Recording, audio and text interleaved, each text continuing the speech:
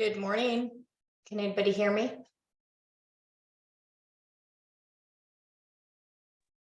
Yes, I can hear you. Good morning.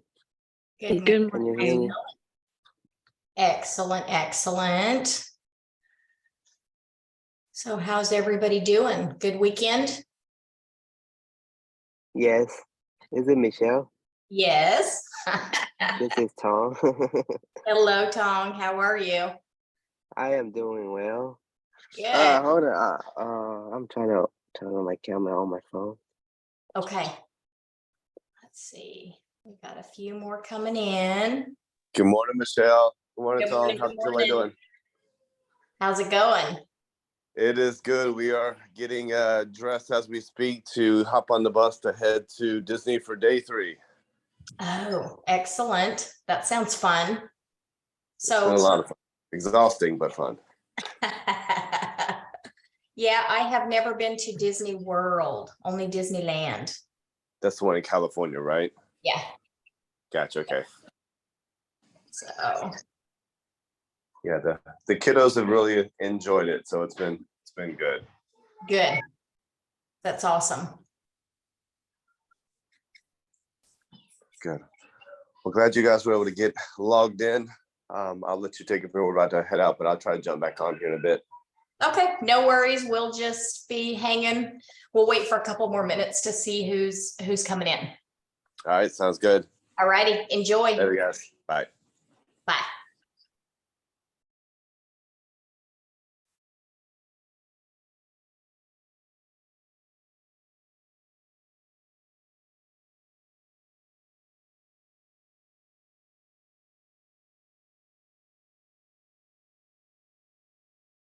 All right. So anybody have any questions from module 3 last week? No. Okay, last week was all about database and everything, correct? And circles of opportunity and different things. Yes. Okay. Excellent. Tyler, are you there? Jackie, are you there? Yes. Excellent. Good morning. Good morning. How's it going? Good morning. I'm here as well. Sounds good. Let's see here. How many of you guys had usually on the Monday calls? About 7 Okay. or 8. All right. I'm trying to keep my eye on things so that I can let anybody else in who comes to join, but don't want to delay too much. So again, no questions on module 3 for last week. No. Okay. All right. So let me do this. Let me share my screen. Let's get everything up here. All right. Can you guys see my screen?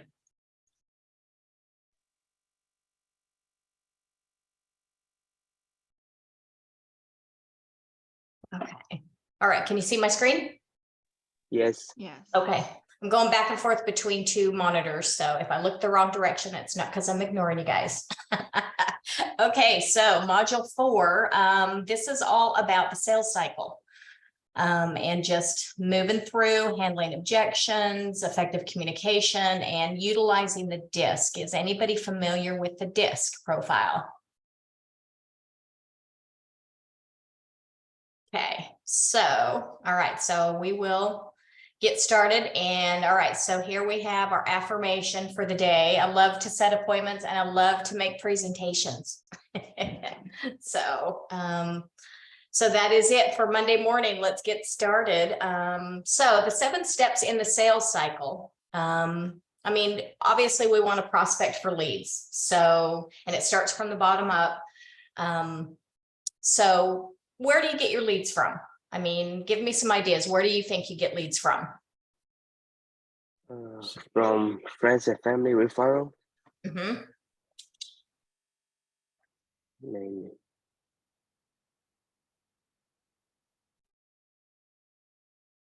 Okay. Some other ideas, places that you'll be able to find new leads. All right. So everybody starts with prospecting for leads. You've got to build your database and make sure to add everybody into your database. But some places that you will find prospects or leads are going to be open houses. All right. So if you have, even if you don't have listings of your own, you can do open houses for other agents. So if you guys are you guys in the Facebook, the Realty One Group Facebook page? Okay, so as you're meeting with other agents, talking to everybody, I mean, throw a post up there and say, hey guys, I'd be happy to do an open house for somebody. Or if you're learning, can I shadow somebody to do an open house? That way you guys can do it together, kind of see how it works. If you're feeling nervous at all, or if you just don't want to do it by yourself. All right, that's okay too. Circles of influence. All right. So Tong mentioned, family, friends, other people that you guys know. There are people that you know from other things that you do in life, whether it's a previous career. All right. There's people that they don't know what you do now. So introduce yourselves, make sure people know what you're doing. If you're doing social media, make sure you're doing posts and talking about, real estate. Now, I will caveat that with some classes that I've taken on social media. And if you're using your personal Facebook page or your personal Instagram, well, actually, there's only one Instagram. Don't just do real estate. All right. You want people to follow you, but one of the rules of thumb that I got from a supposed expert at one point was for every 3 personal posts, do a business post if you're using your personal page. But just make sure that people know what you're doing. You could put on a video and, hey, look at this great house that I was touring today, or just different things. So it's your centers of influence or your circle of referrals, your circles of opportunity can come from more than just family and friends. They can come from past business acquaintances or people that you might do business with every day that may not think about what you do. Could be your local dry cleaner. If you guys go in and talk to your local dry cleaner, if you go to the same restaurant all the time, you might have people that in there. That's where you'll actually, surprisingly enough, come up with some business, and you don't have to push it. You don't have to you can basically just let people know what you do. All right. So centers of influence can be a really big one. That'll probably end up being your biggest, unless you're super aggressive. You want to get out and do open houses. You want to go by and do, other things, but that can be a really good one. And it can be repeat business. All right. So past clients.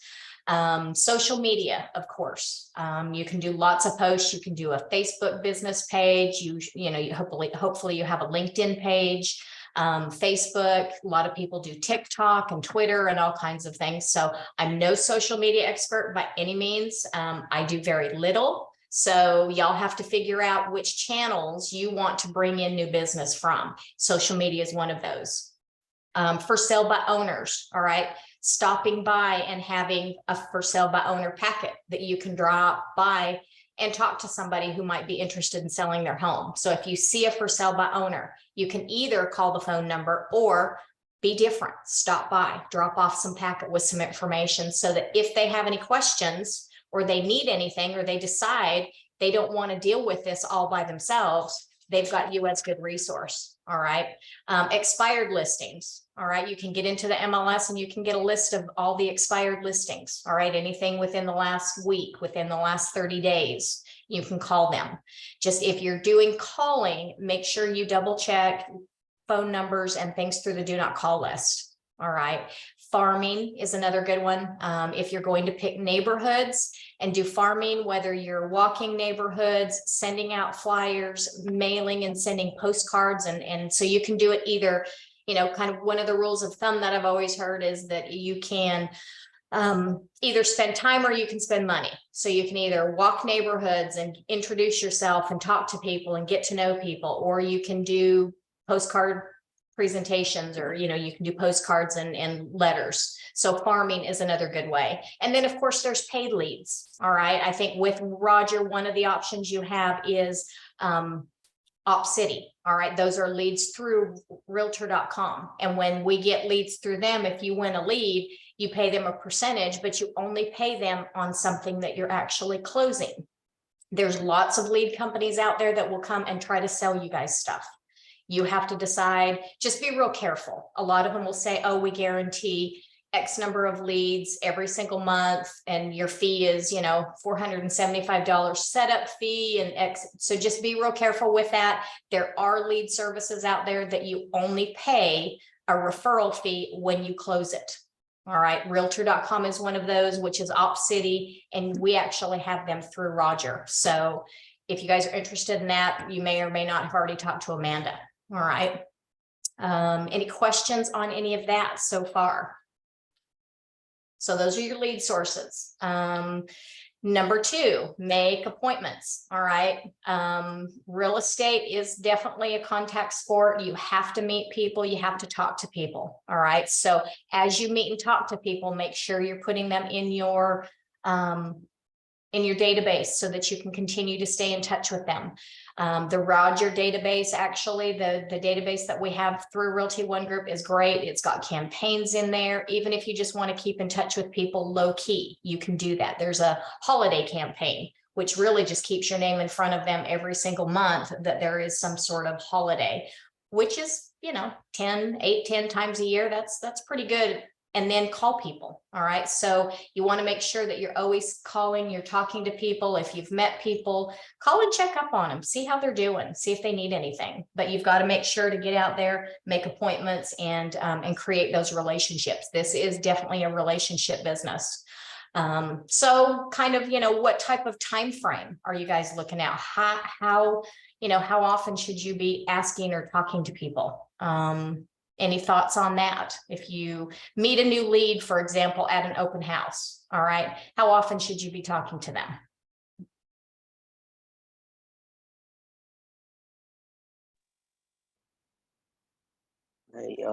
After like 2 days follow up. Mm-hmm. Yeah, I mean, keep in contact with them. And then if they say, well, I'm kind of, I'm on the fence a little bit, I'm not really sure, things like that. I mean, just make sure that you're following up with people.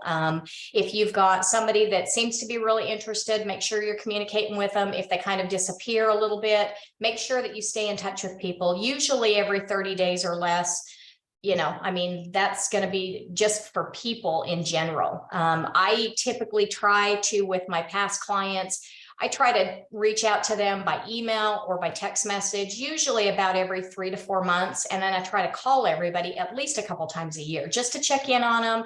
How are things going? What kind of renovations have you done to the house? Just keep in contact with people. So that's kind of past clients. But as far as existing clients, you want to know if you meet somebody at an open house, for example, do you have a house to sell? All right. If they say yes, then, great. Would you, I'd be happy to come over and take a look at the house and maybe do a market analysis if you're, if you need some help with that. So really making sure that you follow up with people is going to be the key, and making sure that you make the appointments, but getting appointments is first. So if you meet somebody, if you have the opportunity to try to get the appointment set, do it. For example, like I mentioned, at an open house, if somebody said, well, I'm interested in buying this house, but I do have a house to sell. Great. I'd be happy to come over and, well, first of all, you have to ask if they have an agent. If they don't, great. I'd be happy to come over and take a look at the house and do an analysis to, to let you know what you can sell the home for. And then don't leave it on them to say, okay, let me give you a call. Just say, you know what, I'll be finished with the open house at 2. I could meet you at 4, or I could meet you tomorrow at 2 o'clock. So try to get the appointment set. All right. So appointment set is going to be your first key. So meet people, then get the appointment set. Number 3, qualify and analyze what they need. All right. So knowing what you need to do, and you're going to go through some more of these Rev Up classes that are going to talk about different buyer workshops and different seller workshops, and you'll learn the questions and you'll learn the processes and stuff. But ideally you get in there and you really want to learn and find out what it is that they need. All right. If they're buyers, are they qualified? Are they working with a lender already? If they're a seller, what kind of time frame are they looking at? Get an idea of, are they real, when are they wanting to sell? Where are they at? All right. So you always want to qualify them. All right. Let's see, then we have number 4, loyalty and commitment. All right, so now you've met somebody, the first they were a lead, then you met them, now you've qualified them. Now it's time to get them to commit to working with you. All right, so you have your buyer agency, your seller agency. Are they, ideally, you want to get them to sign agency with you. Remember, with buyers, according to North Carolina, if you can work verbally. Always do your working with real estate agents disclosure, but you can work with somebody verbally up until the time that you write an offer. But ideally, you get your buyer agency as soon as possible, because it protects you and it protects them. All right. Any questions on doing that and getting, any questions at all on when you have to have agency signed? Nope. Okay. Any questions on anything so far? Okay, by the way, I didn't actually introduce myself at the beginning of this. Just started thinking about that. I am Michelle Graves. So it's nice to meet you guys. I have been with Realty One Group for about 3 years, a little over 3 years. Been in real estate since 2006, and I'm actually the North Carolina BIC for the Fort Mill agents. So if you're out of the Fort Mill office and you have your North Carolina license, I am the BIC for those agents for the North Carolina. So I apologize for not introducing myself. I look forward to meeting you guys. Nice to meet you. Thank you.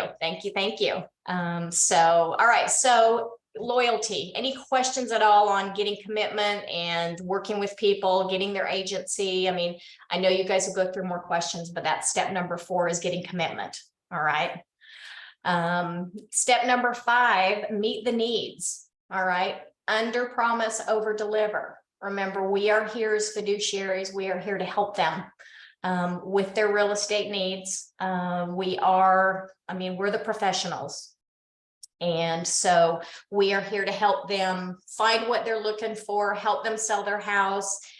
Even if you're a buyer agent and go above and beyond. If a client, I actually had an open house one. I was going to take a client to look at a house once, and I saw an open house a couple doors down that looked like it might be a good fit for what my clients were looking for. And I was early to meeting the clients, and I actually walked across the street and introduced myself to the for sale by owner, asked some questions, asked if they had a flyer, because I said, I've got some clients, they love this neighborhood, would you be interested? So don't, go above and beyond, just think how you would want your clients to be, how you would want to be represented. So always, meet everything that they need, if at all possible.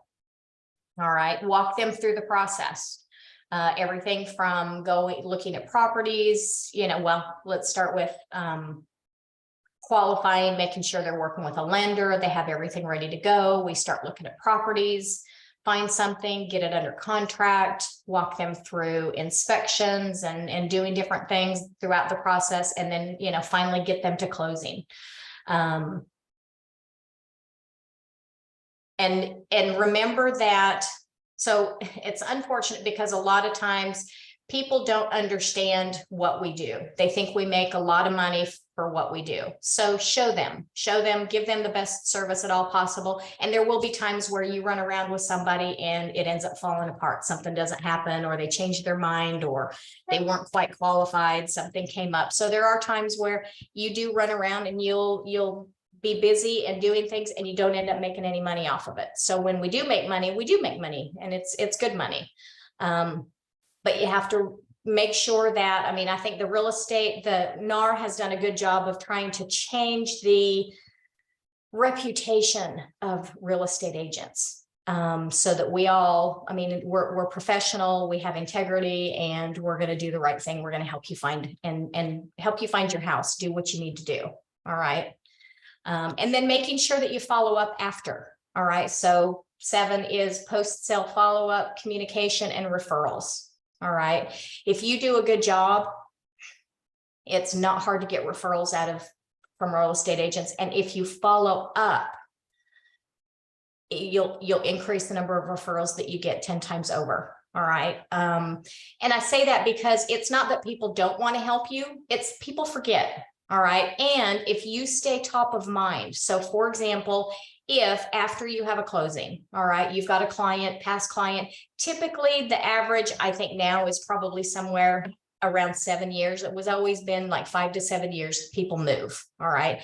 Could be more, could be less, but it doesn't mean that they, just because they won't be moving doesn't mean they're not going to know somebody that needs to move. All right. Needs to do something. So if you stay top of mind, whether that's, you know, on the anniversary of their closing, send them a card in the mail, you know, or call them. Congratulations. Did you realize it's been a year already since you've been in your house?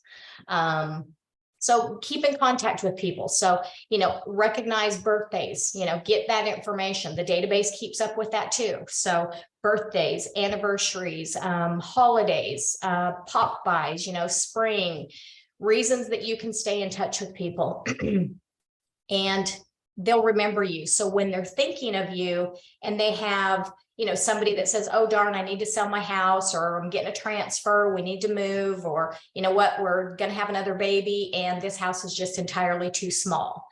If you stay top of mind with your clients, then they will remember you and they'll say, I've got a great agent for you to work with. All right. These are relationships. So think about it that way. These are not transactions. These are lifelong, because it's a really nice feeling when you get, in fact, I had one of our agents text me a couple of days ago and she said she got a referral from a client she sold a house to a year ago. And she was really excited. She said, I thought this lady had fallen off the face of the earth. I've texted her. She never responds, but she turned around and sent her a referral. So just because they don't respond doesn't mean that they're not listening and that they're not thinking about you. And too many times people say, you know, I did have a really great agent that helped me a few years ago, but darn if I can't remember her name. That's terrible. So don't be that agent. Don't be that agent. Make sure you follow up and stay in touch with people. It's so important. I just can't tell you. All right. Any questions so far? Come on, guys, wake up. It's Monday. More coffee. Okay, so on to the next. All right, so goal 1, get face to face. All right. Okay, so tell me, kind of give me a little bit on where you might find some business.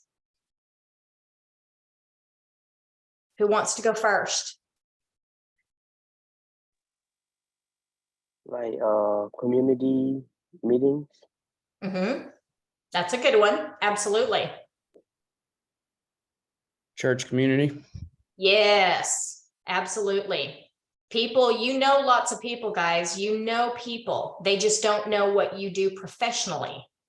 So, and you can introduce it and talk about things in a low key manner and offer things. You know, if somebody mentions something like, for example, community meeting. All right, I've got a community meeting. I live in Monroe. They're trying to build a big development right next to where we live. Go into a community meeting and representing the neighborhood, have them for, you know, ask if anybody's got a question about statistics. I mean, be able to pull that information, use the resources you have as a realtor to help people in your community, help people in your church, you know, be the one to be giving. You give and then you will receive. So always be the one that's, you know, ready to step up and say, you know what, I don't know the numbers for that neighborhood, but I'm happy to let me look it up. I'll pull some information on that and see what we can find. So yeah, church is a great place as well. Any others?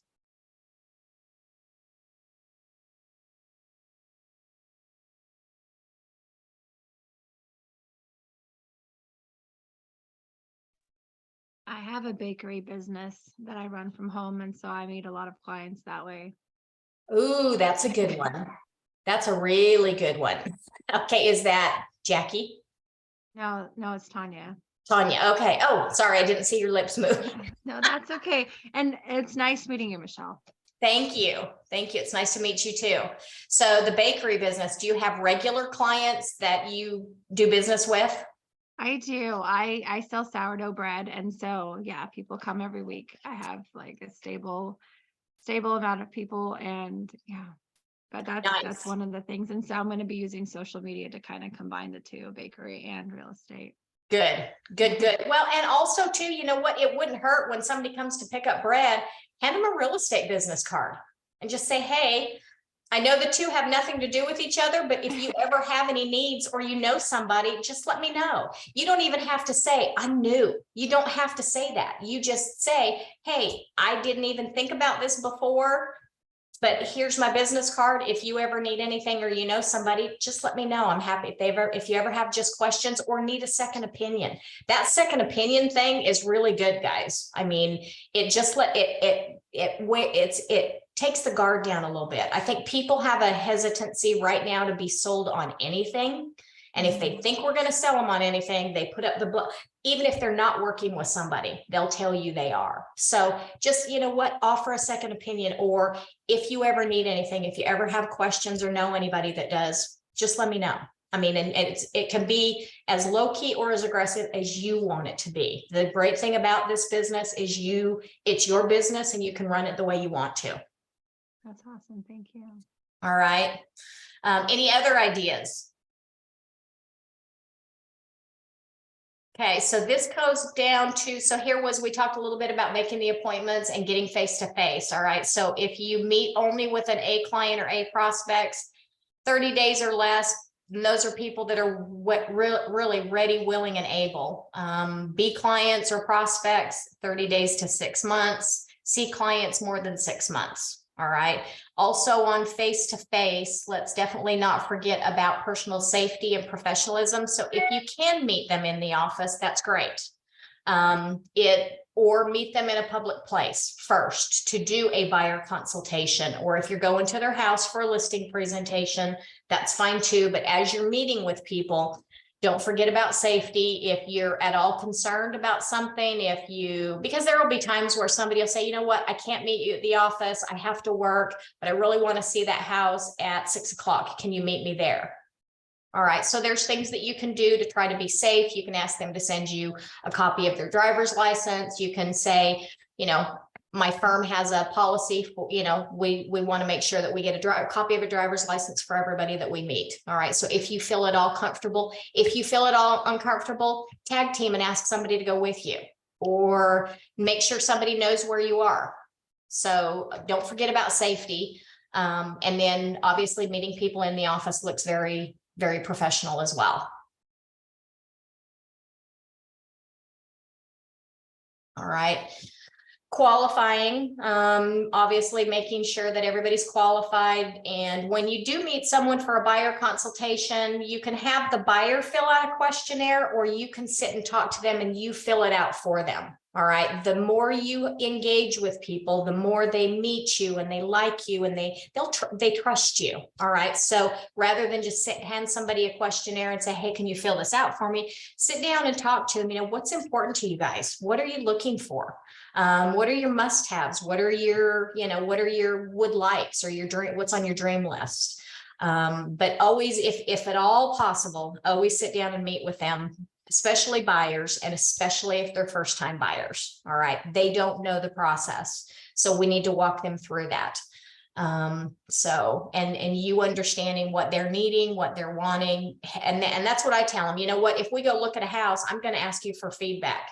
Not only will the seller want to know that feedback, but it helps me do a better job of learning your likes and your dislikes. It helps me better understand what it is that you're really looking for. So asking them and telling them, this is why I ask you for these things. That way they know you're working for them. People think if you just let them, they think you just open the door for them and help them write the paperwork.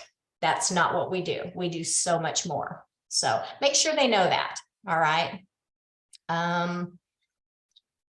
Loyalty and commitment. And, you know, don't be afraid to ask for the commitment, which is the buyer agency. All right. It protects you and them. And that's, I mean, I had a conversation with somebody this morning. She's got a buyer that seems to refuse to sign the buyer agency. And she's at the point where I'm not showing him any more houses. And I said, you absolutely have every right to do that. So ask him, even if you only sign it for a week, I need something. This protects us both. All right.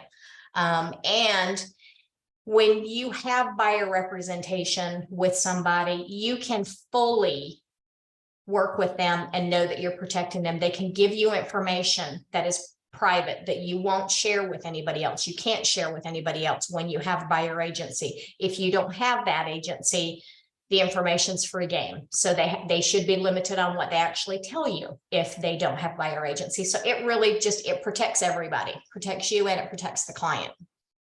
All right. Going back to, and again, further talking about meeting their needs and making sure that you understand what those needs are, and that you are communicating with them. Don't disappear on them. If nothing's coming up and they've got some really specific, things in mind that they're looking for in a home, and not a whole lot's coming up in the MLS for that. You can get creative. You can look for sale by owners. Realtor.com and Zillow both have sections that are by owner listings. So you can actually, I've gotten online and called and inquired about listings online by owner. For my clients, especially during COVID, when, the last couple of years that have been really crazy, and there was just not enough inventory. So you can reach out to for sale by owners that list themselves on Realtor.com and Zillow. All right, reach out to them, because in most cases, not all, but in most cases, most of those sellers will pay your buyer agent commission. They just don't want to pay both sides. So they're listing by owner. Same thing for somebody that sticks a sign out in their yard. For sale by owner doesn't mean they're not willing to pay your commission. That's just a clarification you need to get up front. All right. So when you contact them, I am a real estate agent. I have a client who may be interested. Your house seems to have everything they're looking for. And then just ask them more questions. Would you be willing to pay my commission? Would you cooperate with a buyer agent? So just communication, and then help them look for what they're needing. Now, inventory is getting better. We've got more on the inventory. We've got negotiations happening again, all sorts of good stuff happening because the market is balanced out a little bit better.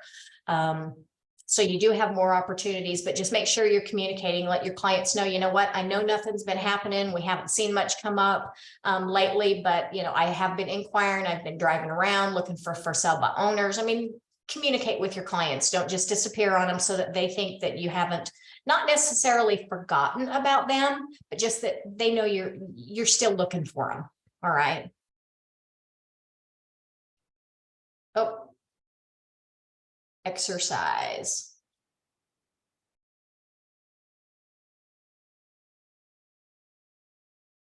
All right, so here's a perfect, in fact, that just flows right off of what we were just talking about, is just, hi, Bob. This is Michelle from Realty One Group Revolution, just following up to let you know that I'm here for you now. Obviously, any scripts are great, guys, but you have to internalize them, read them over and over again, make them your own so that they sound like you. All right. I would never say just following up to let you know I'm here for you. That just doesn't sound like me. So I know there's nothing new to report, but I just wanted to keep, just wanted to touch base and circle back, make sure I'm still here if there's anything that you need, if you see anything, because I will tell buyers, if you drive past a house that's a for sale by owner, take a picture of it, send me the phone number. I'll be happy to follow up on that for you. All right. So I want them to make sure they come back to me for everything. So just lots of good communication. So I don't know if you guys, when on these calls with Brian, do you do these exercises like each one of you reads this exercise, or do you mute it and everybody does it at the same time? Any thoughts on that, guys? I don't want to put anybody on the spot, but I kind of do. No. Okay, everybody mute and just read the exercise yourself. All right, read it out loud to yourself, because out loud is always going to be better than just reading it. You have to hear how you sound.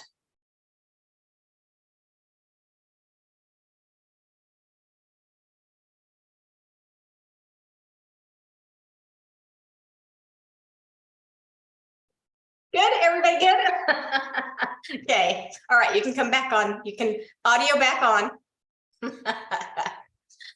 All right, so getting from contract to close, educate every client that you work with.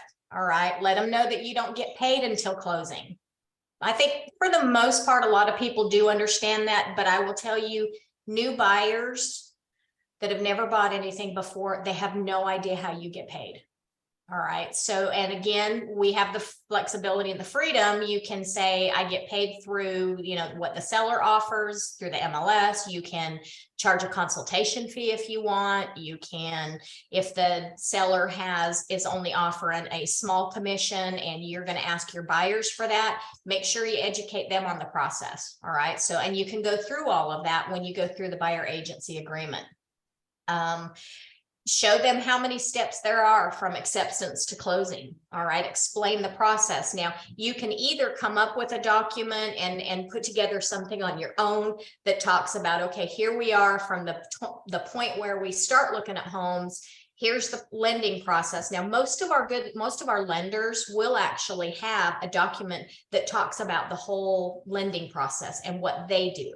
But they don't have anything that's going to really show the clients, all right, from the time we go under contract, here's what we do. We've got, you know, X number of days of due diligence. We've got to get our inspections done. We have this, and let them know that those inspections are things that they're money that's going to have to be spent up front. All right. So just making sure you communicate and let your clients know what the process is. Communication is always the key. Okay. Closing. All right. At the end, thank you gift, branded and long lasting. All right. So any ideas, anybody have any thoughts on if you've either given closing gifts or you've received closing gifts? Ideas, what kind of things can you do for people? Like buying home what was it? Home warranty. Mm-hmm. That's definitely, I actually do that with my clients, especially with my buyers. If we have not negotiated it into the contract and the seller is not paying for it, a home warranty is a really great way to show your clients that you know, I mean, and this is a whole different class, guys, when it comes to home warranties. Personally, I think they're very valuable. If you are buying something that is not new construction, just because you get an inspection doesn't mean the dishwasher's not going to break next week or next month. HVACs go out all the time. Things just don't last the way they used to. So for $600 or $700, you can have it taken out at closing, before closing, so you don't get 1099 for it. I mean, it's just if you are paying for it, you can offer that, or just even let your buyers know about it. But that can be a really nice closing gift if you want to do that. Because the warranties themselves are for 1 year. It's $600 to $700 for the warranty. If they have a problem with anything, they contact the warranty company, and they usually have a $75 or $100 deductible. And then the warranty company sends somebody else out. And for the most part, they pretty much have, you know, I have one on my own house, but the warranty companies do. And a lot of the warranty companies, as an agent, if you order the warranty, you actually get notified when they make a claim. You just get an email on some of them. And so I actually know that my clients are using the warranty. All right. So that can be. Now, whether or not they remember that you got that warranty for them, we don't know. We hope that they do. So a thank you gift, you know, so that's not necessarily branded, but it's definitely long lasting. All right. Now there are RESPA laws as far as gifts and how much you can write off for taxes and different things. So you need to be aware of that as far as that kind of stuff goes, but you can do all sorts of things. I'll tell you, there's some really fun stuff on Etsy. If you want some good little closing gifts, you can find realtor closing gifts. They have lots of little things. So you can find anything from, you know, $25 up. I think 25 is actually supposed to be the maximum that you can spend and be able to do a tax write-off and, you know, get credit for it. Which brings up another keep all your receipts, keep track of everything you guys spend. Gas or, you know, mileage. All right. I think it's up to 66 cents a mile. So when you go out showing houses or you're going to do things for clients, make sure you keep track of your mileage, save receipts, everything you're spending. If you're buying books, if you're buying, you know, all kinds, anything you're buying for your real estate career, keep up with all your receipts. It can make a difference. I promise you, because taxes. You're gonna, because you will get 1099 at the end of the year, put something back on every commission check that you get, put it back in savings, because you'll have taxes you have to pay, but the receipts and everything you spend, I mean, your monthly fees to Roger, all right, your transaction fees, keep track of all of those things. All right, that way it'll help you with your taxes.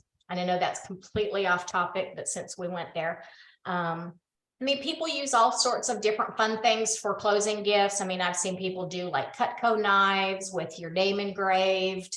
You can do your name on things that are branded, so that, you know, people, you know, whether it's a cutting board or a knife or, I mean, there's all kinds of stuff you guys can do. So closing gifts are nice. Definitely, I do one with every client. Even if I do a warranty for somebody, I still do a little something, just as, you know, a card with a candle or something simple, just so that they get something at closing too. But then the warranty, and so I might then put the warranty information in their folder with their contract information so that they know that. All right. Ask for referrals. All right. And if you don't want to ask for referrals, you can always promote them. All right. When you're contacting people, when you're, say you've had a closing and, you know, you call somebody 6 months later and say, so I know you had lots of plans for the house. What have you done? All right. You can always say, don't forget, if you ever know anybody that needs any help, I'm here to help. You know, if you've got friends or family or somebody that you know needs anything, love referrals, would love to work with more clients just like you. All right. So, or you can just flat out ask. It's kind of up to you and what your style is, but ask for referrals, ask for feedback. You know, how did I do? There is on Roger a site when you go into the back office of Roger, where your database and stuff is, there is a place called Rate My Agent. All right. So when you have a closing, you'll probably get an email from Rate My Agent that says, ask for a testimonial. And it gives you the opportunity to send an email to that client asking them for a testimonial on how was their experience working with you. All right.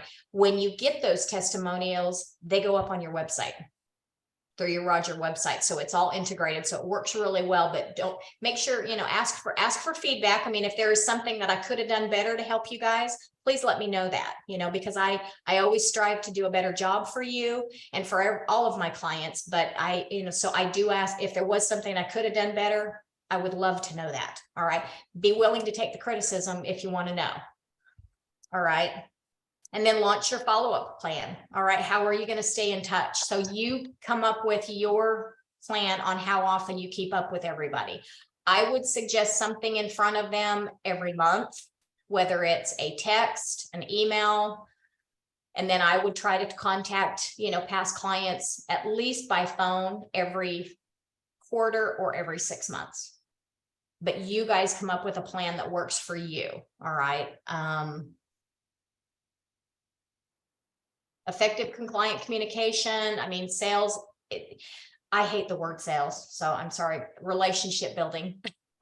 We are consultants. We don't sell houses. They sell themselves. We walk our clients through the process. So rapport, always, you know, ask lots of questions, listen to what they're telling you. And when you remember the things that they tell you and you can put that back to them later, they know you were listening.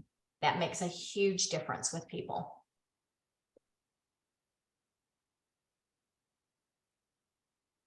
And this one is really good. We were given one mouth, but 2 eyes and 2 ears.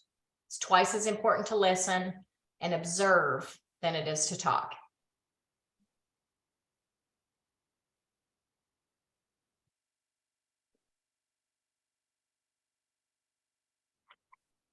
All right. Investigate and inquire. All objections are fear-based. Fear of losing money, fear of facing or losing face or losing control. The first objection is almost never the actual objection. So that just what that means. Can anybody know what that means? Tell me what you think that means.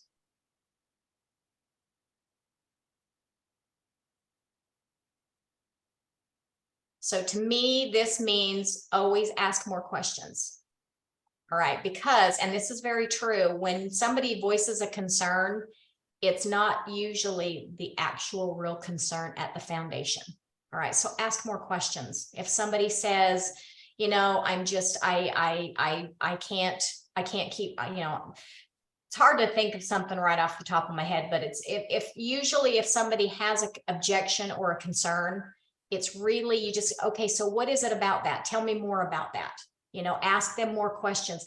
Tell me more about why you feel that way, you know, or what do you, because sometimes it's either misunderstanding, you know, they don't necessarily understand, or they're really not telling you what the root is. And you can't really help people if you don't know what they're really looking for or what their biggest concerns or objectives are, because those fears that they have, those should be your fears. Those concerns should be your concerns. Help them do what they're looking to do.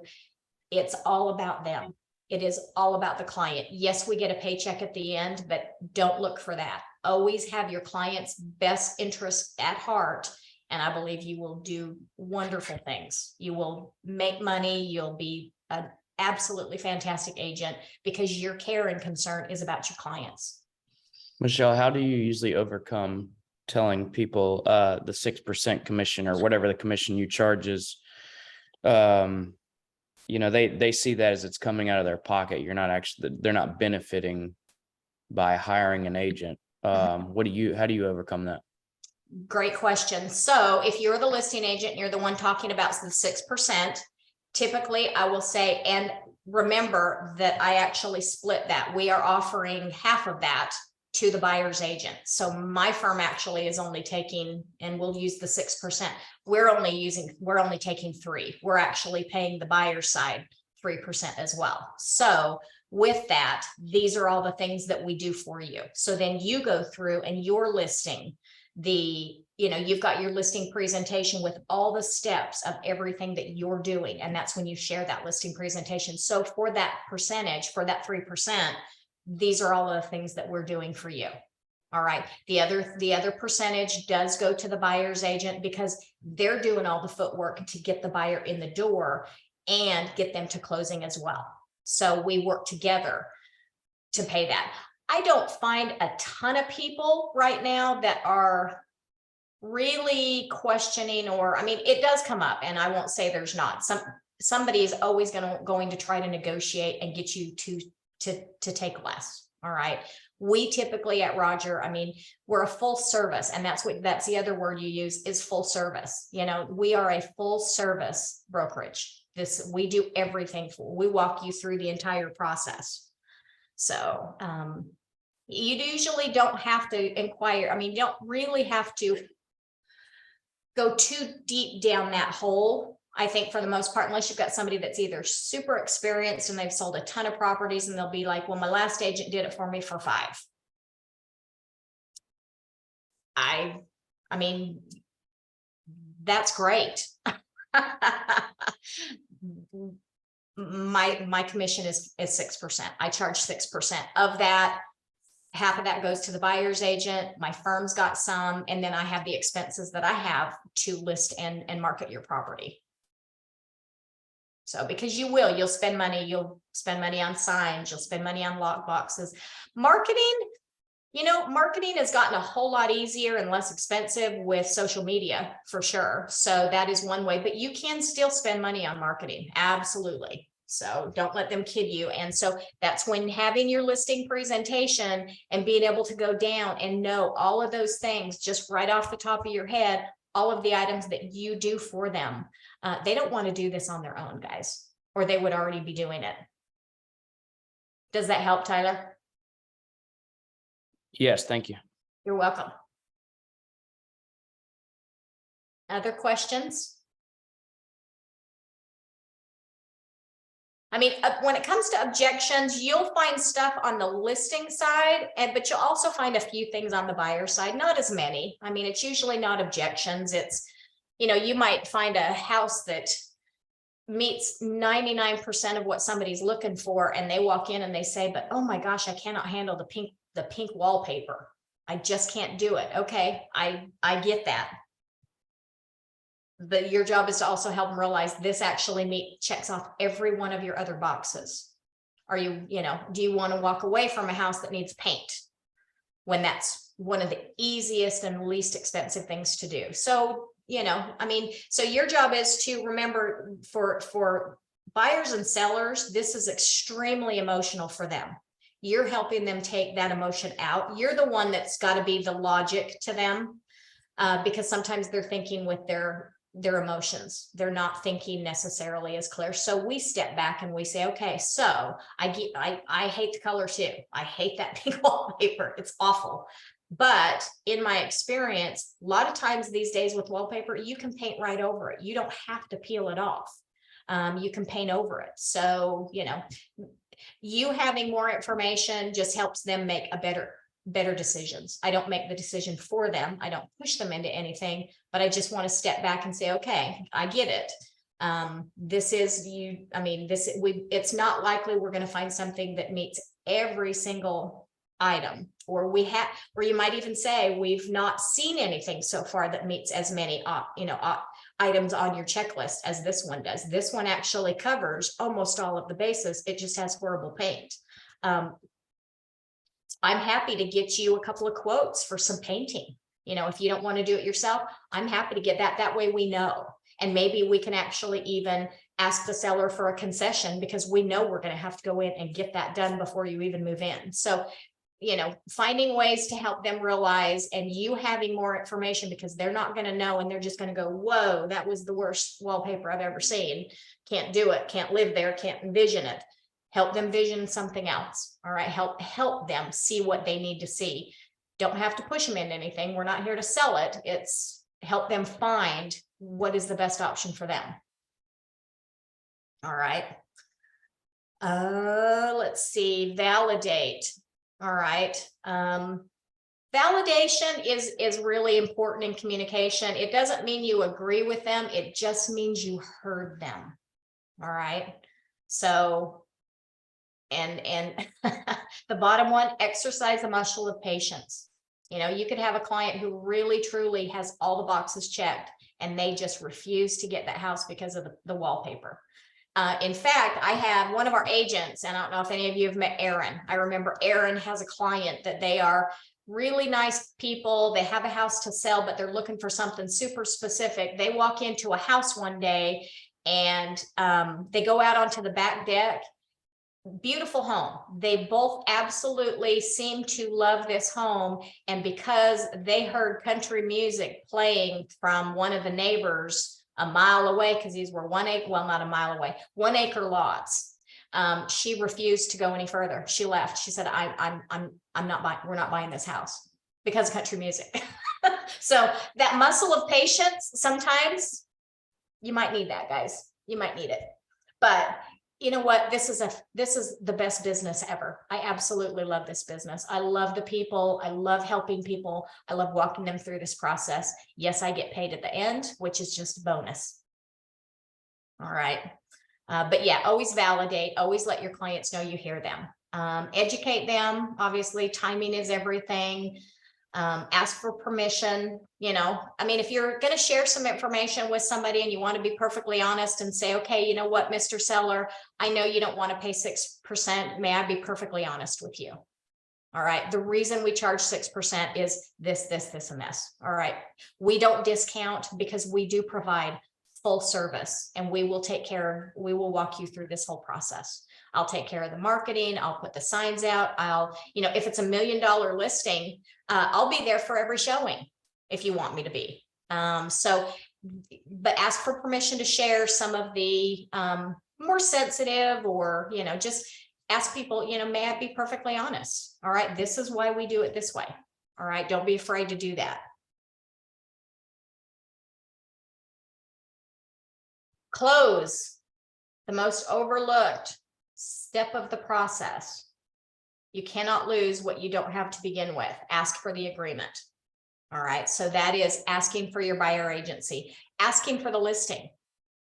Are you ready to get started on the paperwork? I have everything right here with me.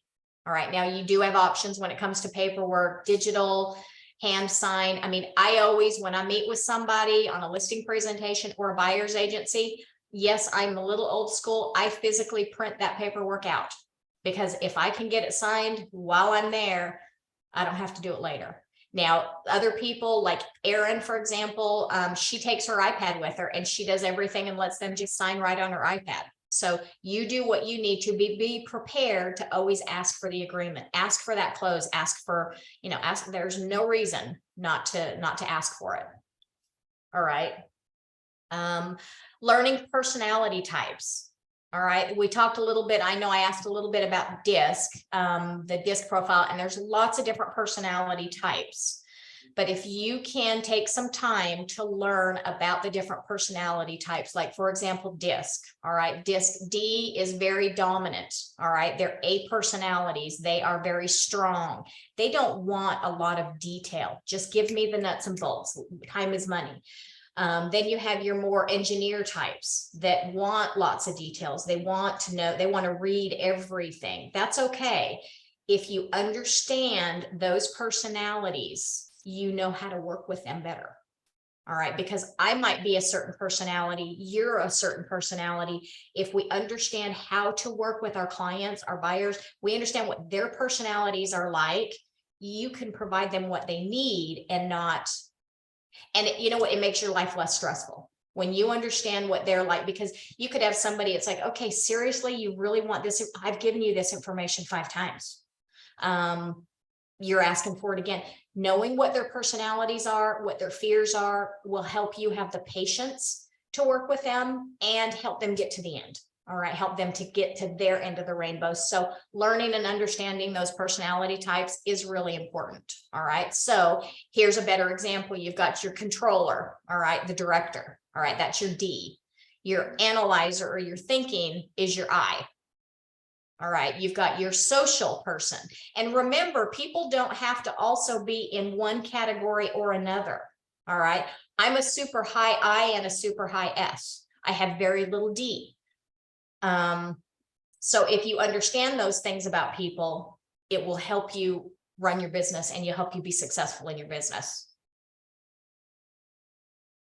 All right, different communication styles. I mean, you guys, again, the beautiful thing about this business is you can communicate. This is your business. You run it the way you want to. All right. You focus on the people you want to. You may have a ton of people that you know, and you never have to go out and do any kind of prospecting. You might be somebody who knows nobody in Charlotte, and you have to go out and find ways to meet people because you don't know anybody. That's okay. Everybody has different channels they have to work. You don't have to work every single one of them. But you make sure that you pick good communication and communication styles that work for you and your clients. Typically, I will ask a client, how do you prefer I communicate with you? All right. I want to know what's important to them, because I can text you, I can call you, I can email you. You tell me what you prefer. And that's usually what I tell them is, how do you, how would you prefer that I communicate with you? All right. Oh. And again, listen and just make sure that you know what they're thinking. The more you ask, the more you'll know, the better job that you'll be able to do for them, and the less miscommunications that you'll have. And it makes it for a smoother transaction for everybody.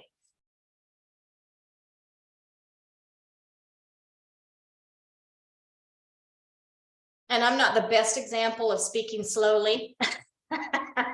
You've all probably gathered that this morning, but I mean, yeah, just knowing personal skills, really talking to people, knowing they understand, they're listening to you, you're listening to them.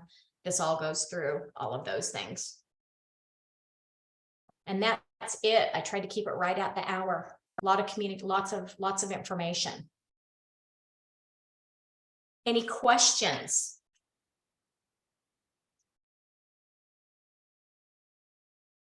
All right, so I am going to, I know we have the information. So I have Tanya, Tyler, Jackie, Carlos. Carlos, did you make it on here with us? I see you're on here.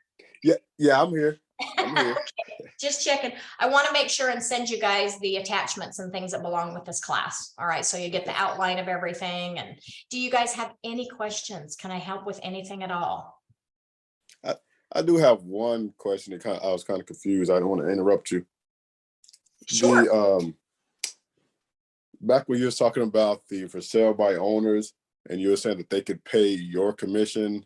Mhm. So you just ask them just like that, like you only have to pay half commission. Is that how you would state that? Yeah, usually when I go up to when I call a for sale by owner or I meet them, I just, I have a client, or in some cases, you're just trying to get the business. And it could be, usually it's an introduction. Hi, my name is Michelle Graves. I'm with Realty One Group. I work with a lot of buyers and sellers in this area, and I see you've got your home for sale. All right. Can you tell me a little bit more about your home? So I know if, there is does it fit any of the clients I'm currently working with? And my second question would be, would you cooperate with a buyer's agent? Or meaning, would you pay a buyer agent commission? You're not paying full commission, you're not paying the listing side, but would you be willing to pay a commission? And then they would say, well, what are you asking for? 3%. Okay. And pretty simple. And if they say no, say, okay, thank you, I appreciate it. Here's my card, here's my for sale by owner package. If you have any questions on anything, please let me know. And usually what I'll do is I will tell them, there are some things, even as a for sale by owner, that you are obligated to supply to a potential buyer. All right. For example, the residential property disclosure. All right. They're obligated to provide that in the MOG, and the lead-based paint disclosure if the property is older than 1978. They're required by law to send those for sale by owner or not. Okay. Yeah, so that'll I can see how that would make them think, oh, it's more to this than I know about. Exactly. And, so a lot of times if you don't have a particular buyer in mind, if you're looking for the listing, usually I will drop off some information. My business card, I'll give samples of an offer to purchase and contract in case they haven't seen it. I'll give them samples of the disclosures, not the actual disclosures, but samples of those. And that way, because for me, I want them to start trusting me. I'm not just there to sell them on it. I want to say, okay, here, I wish you the very best in selling your home. I know it's a tough market right now. Things have balanced. Prices have dropped a little bit. There's not as many buyers out there. So I'll bring up reasons why they might need me. All right. If you start thinking about these things and realizing, you know what, I really don't want to do this on my own. And I've actually had for sale by owners who have called me back. And so I'll leave my information, leave my card, leave them some samples, and then I'll follow up with them. I'll get a phone number. I'll check in with them a week or so later and say, how are things going?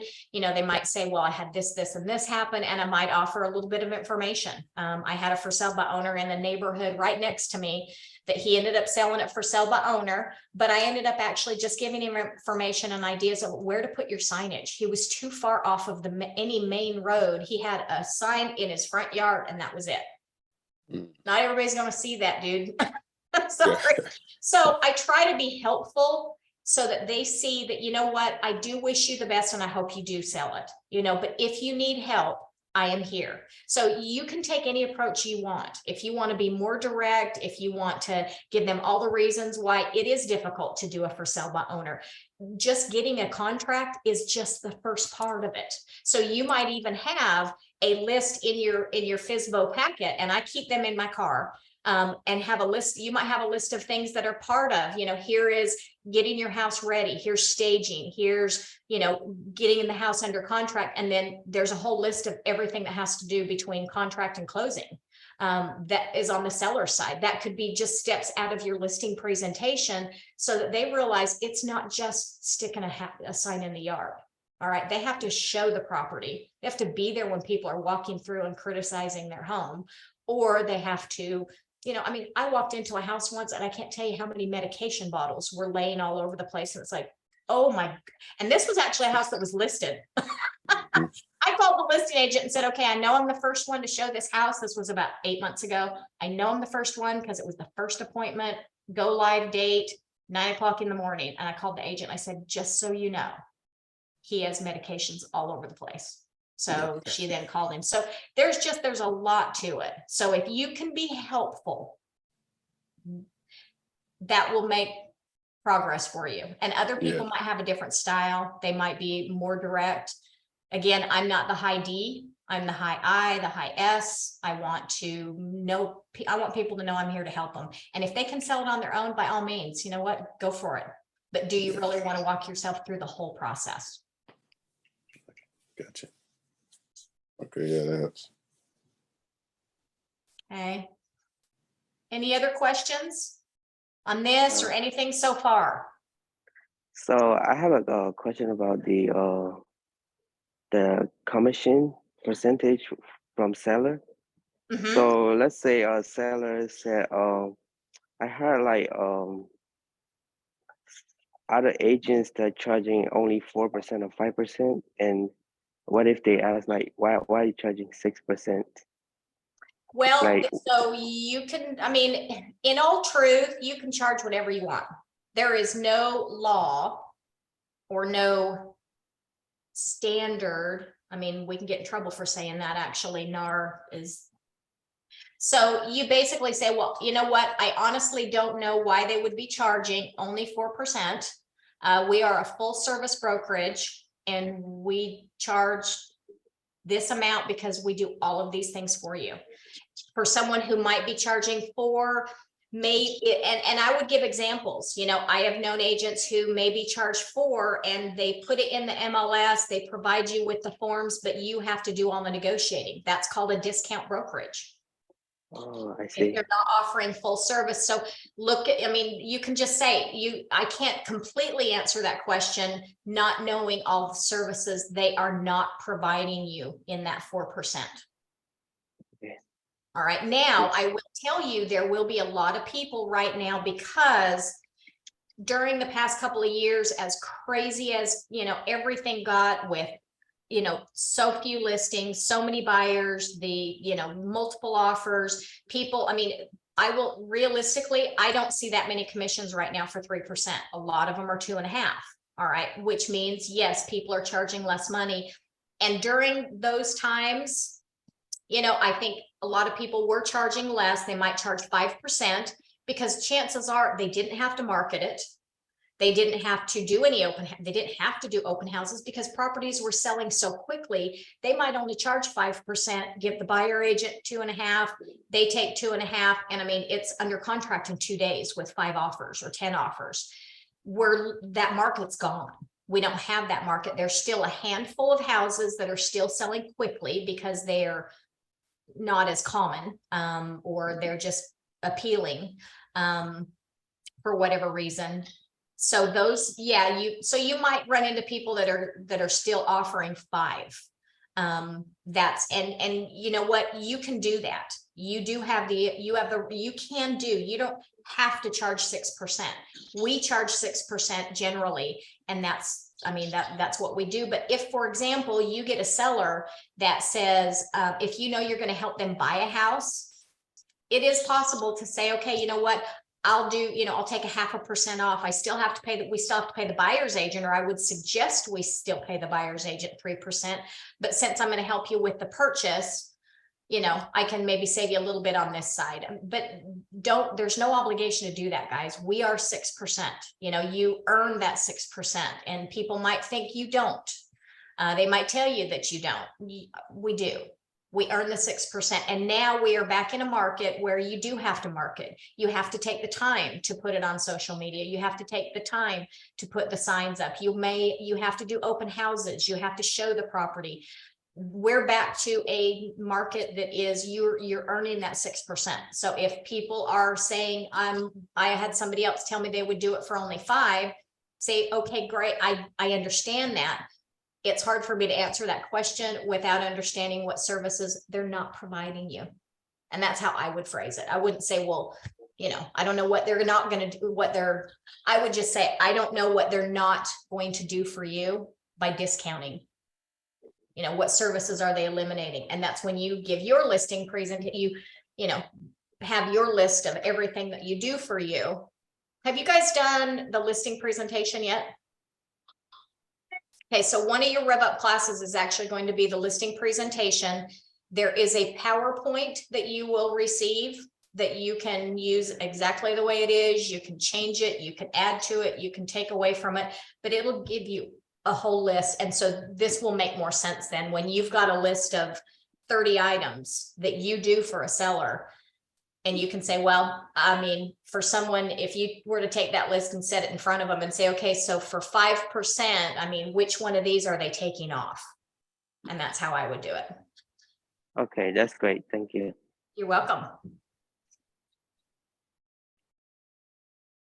All righty. Any more questions?